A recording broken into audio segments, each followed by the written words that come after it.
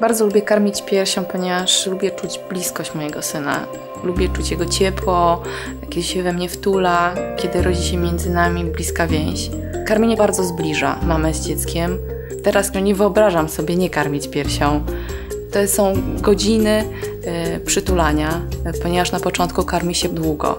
Czasami nawet 5 godzin. Siedzenie w fotelu, karmienie, przewijanie, karmienie, przewijanie. Jest to męczące, ale jest to bardzo przyjemne. To jest cudowne, kiedy go mogę trzymać w ramionach, poczuć jego ciepło i wtedy on się uspokaja, czuje się bezpiecznie, często zasypia przy piersi. Także to jest cudowne. Tak, byłam nastawiona, że będę karmić piersią, a jak będą problemy, to się je pokona.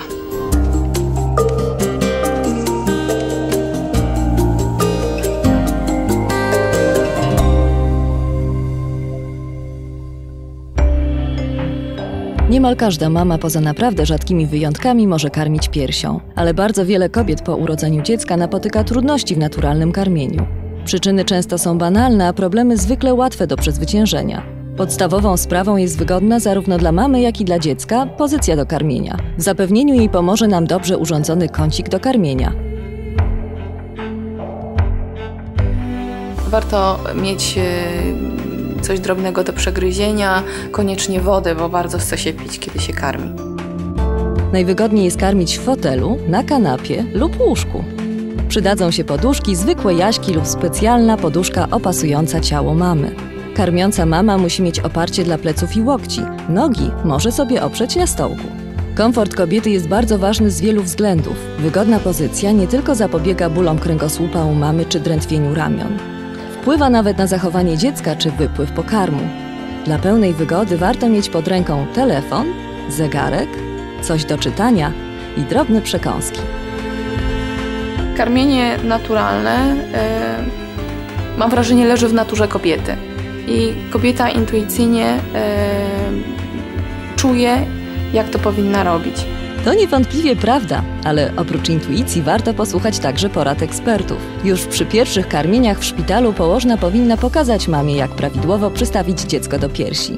Buzia malca musi być zwrócona do piersi mamy, jego brzuszek przytulony do jej ciała.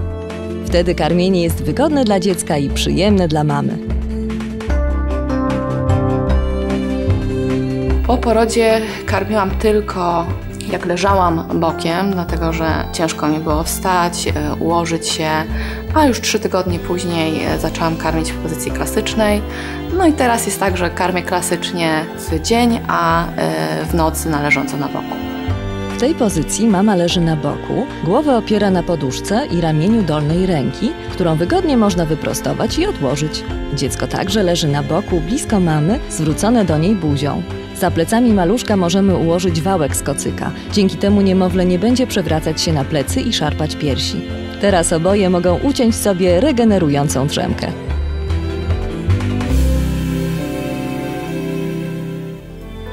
Pozycja krzyżowa przydaje się szczególnie na początku karmienia.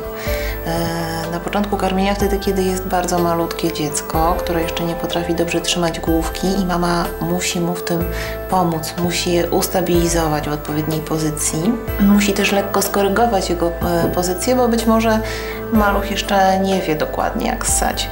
Tak naprawdę człowieka trzeba nauczyć ssać. Mama się musi nauczyć, dziecko się musi nauczyć, oni się tego nawzajem od siebie uczą. I właśnie pozycja, w której mama obejmuje dłonią główkę dziecka i może nieco przesunąć jej położenie, bardzo pomaga w tych pierwszych próbach.